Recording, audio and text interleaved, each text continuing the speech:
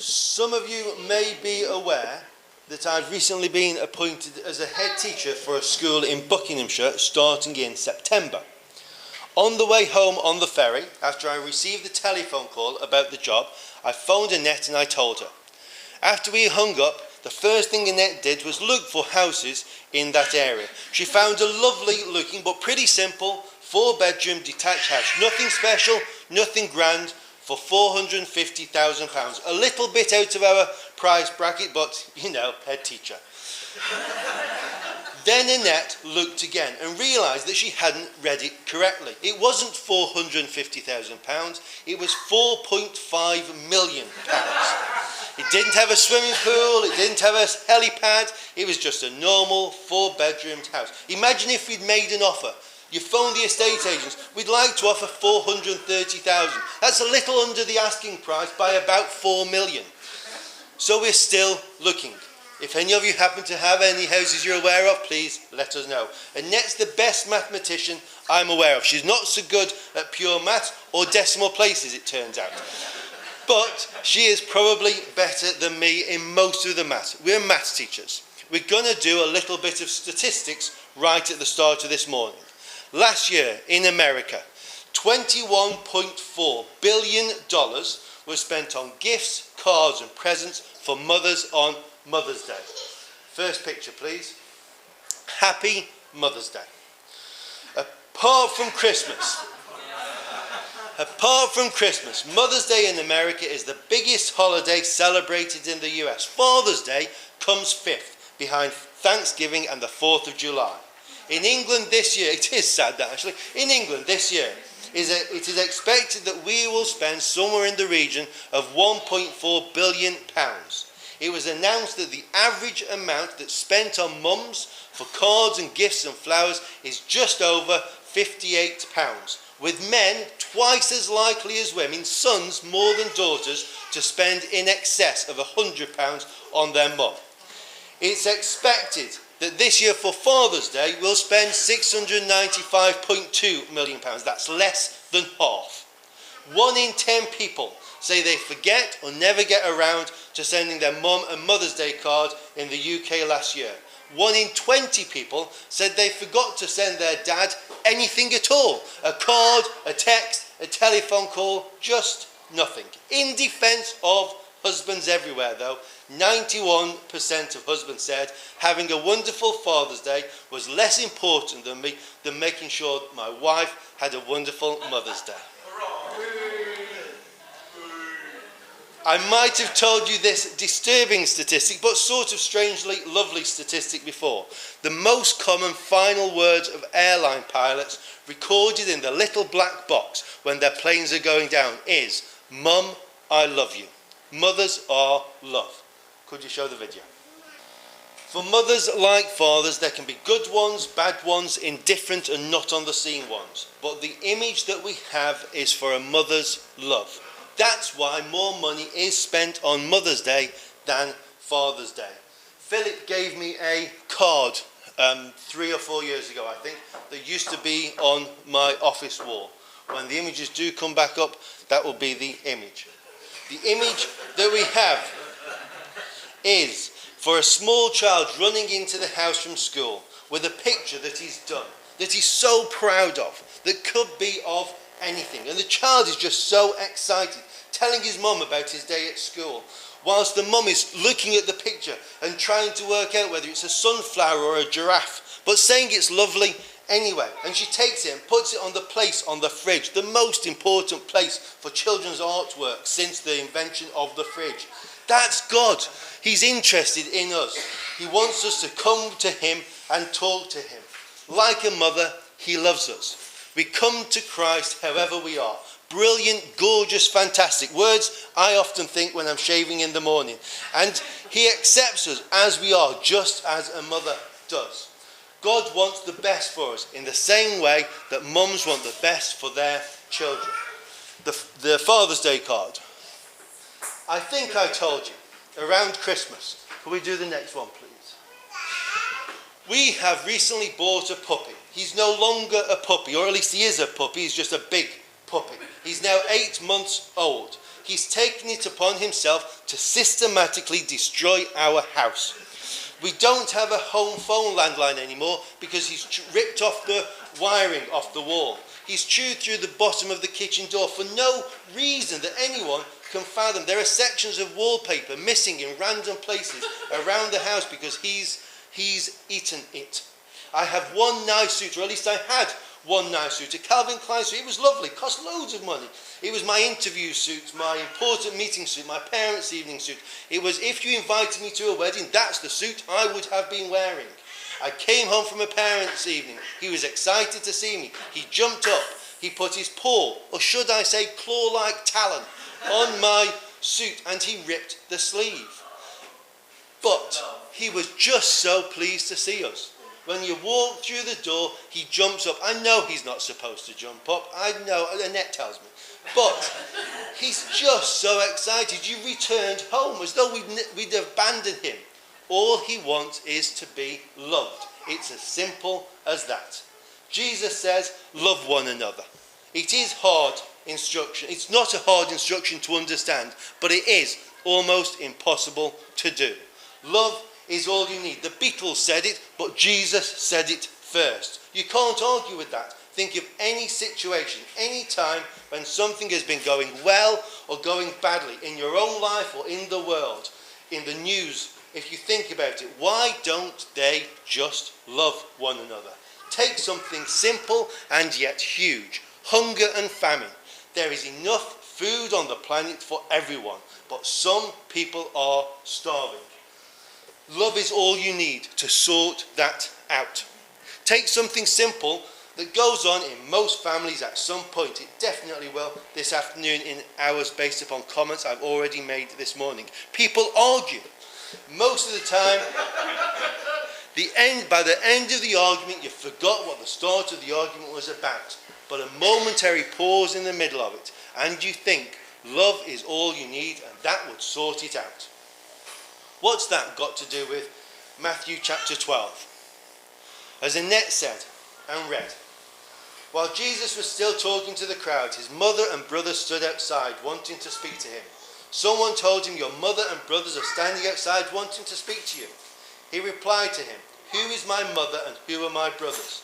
Pointing to his disciples, he said, here are my mother and my brothers. For whoever does the will of my Father in heaven is my brother and sister and mother. On one level, we're probably shocked. Think of those statistics. Men give twice as much as women to their mothers on Mother's Day. We're probably a little affronted. This is Mary. Come on, Jesus. How can you be saying this about your mum? And it's not just any mum. This is Mary. She's kind of a big deal. However, think of what we have also said, how important mothers are. And now think about what Jesus is saying on a different level. Think how much he must love his mum, and so realise how much more he must love us because of what he is saying. It shows how important Jesus' disciples are to him, how important we are to him. If we do what Jesus wants us to do, we are his family.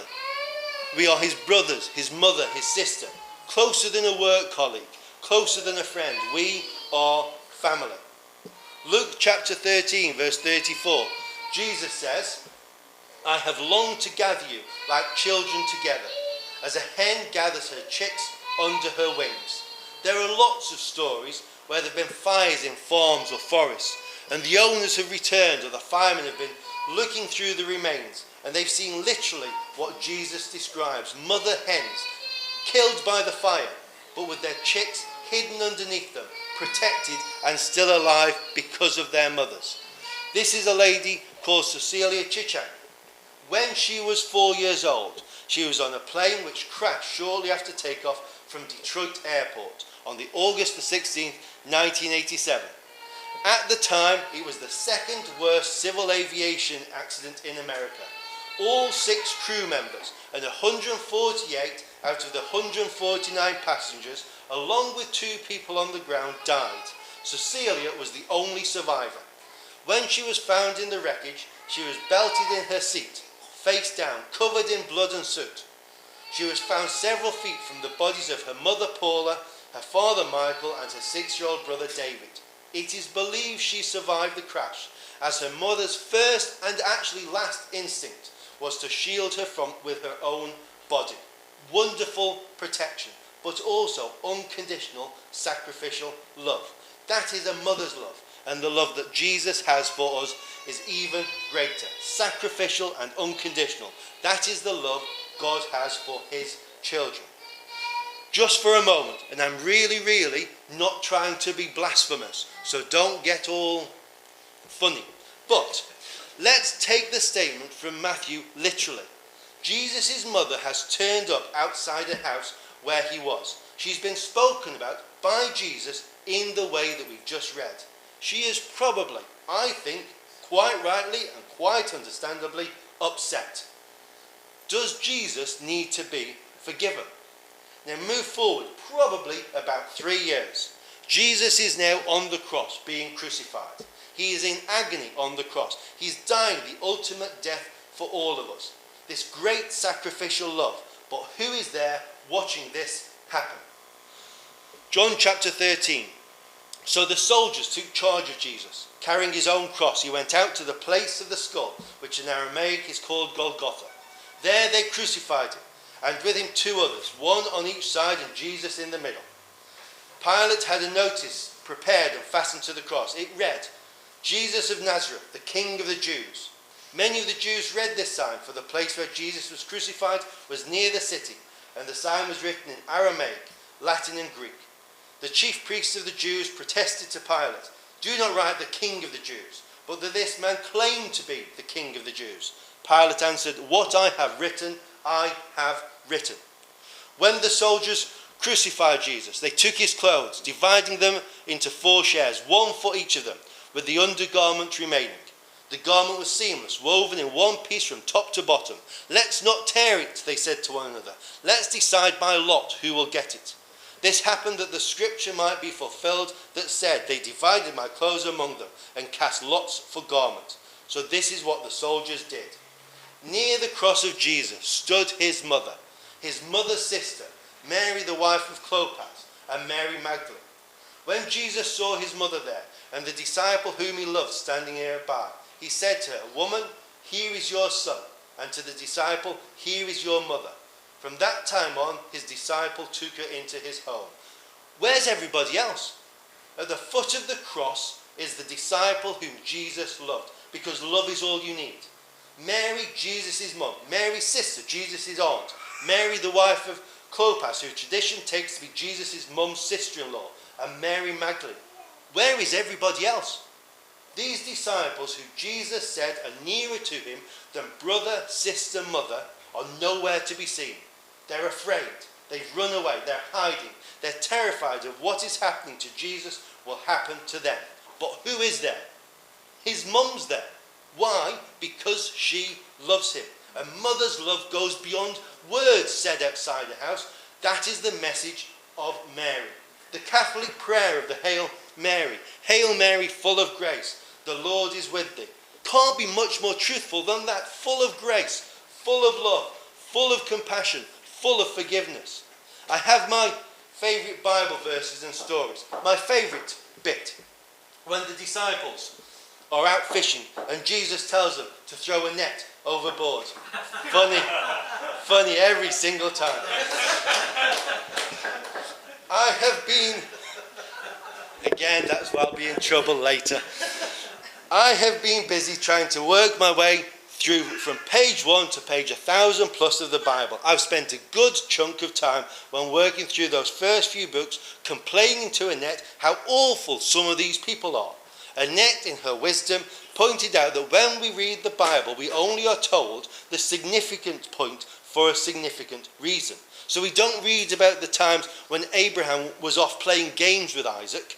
We read and concentrate when Abraham took Isaac off to be sacrificed. That's bad parenting in anybody's book, never mind the Bible. The same is, of course, true for the women. The favoritism that Rebecca showed Jacob is not good parenting. You don't read, though, about when Rebecca took both boys off to make sandcastles. They lived in the desert. There was probably loads of sandcastle making, because what else had they got to do? There was no Netflix. every now and then you read something and something seems to be missing. Look at this picture. This is Rembrandt's prodigal son picture. I have shown it before because I like the prodigal son story. One of my favourites. I think my second favourite after the criminals on the cross. The son bowing to his father who has forgiven him. But that's not quite true. That isn't the full picture. There's more to it than just simply that. This is the father who, when he sees his son returning home and is yet still a long way off, runs out of the house, hugs him, kisses him, forgives him. This story is about dad, son, and older brother. We know this stuff, and we know who is who. That the Father is God. That the Son is representing all those that Jesus has come to save and forgive. Hence, and the older brother, who is representing the leaders and Pharisees, who are not forgiving. Hence the folded arms in the picture. However, we also know that Jesus is clever, and so the story is clever.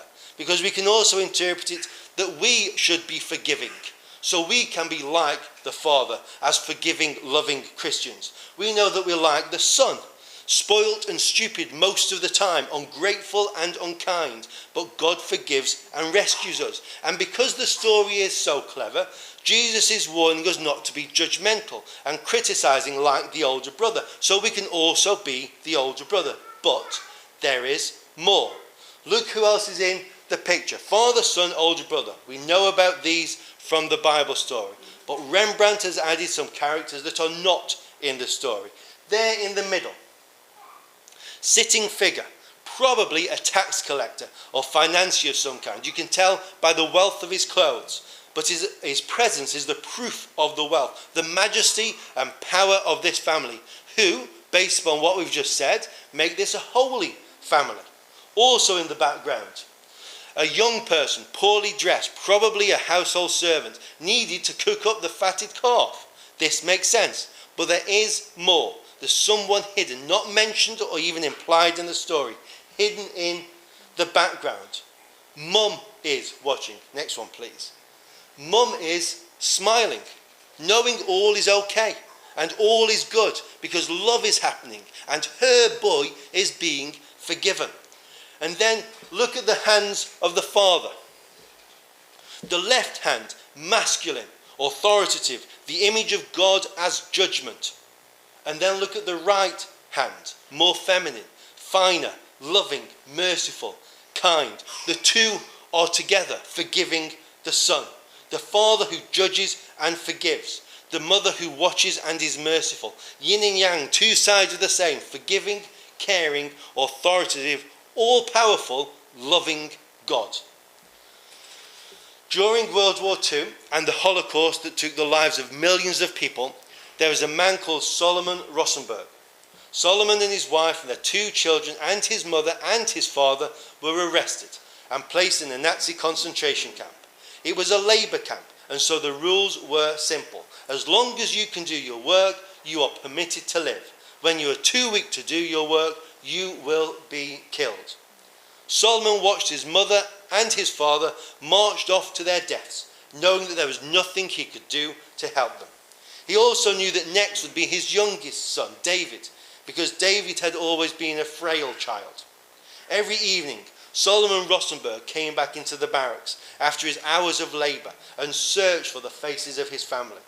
When he found them, they would huddle together, embrace one another, and thank God for another day of life. One day Solomon came back and couldn't see those familiar faces. He finally discovered his oldest son, Joshua, in a corner, huddled, weeping and praying. He said, "Josh, tell me it's not true." Joshua turned to his father and said, "It is true, Papa. Today David was not strong enough to do his work, so they came for him." "But where is your mother? She was strong enough to work, wasn't she?" asked Solomon of his boy. "Oh, Papa," he said, "when they came for David, he was afraid and he cried. Mama said, 'There's nothing to be afraid of, David.' And she took his hand and went with him." That is love. That is motherhood. Mothers, this is your day. May God bless you in it. But more than anything else, I pray that if you have felt that you've had to walk through that valley of darkness alone so many times, you will recognize that there is a hand reaching out to you saying, there is nothing to be afraid of. I will go with you. And then choose to take Father God's hand. Thank you.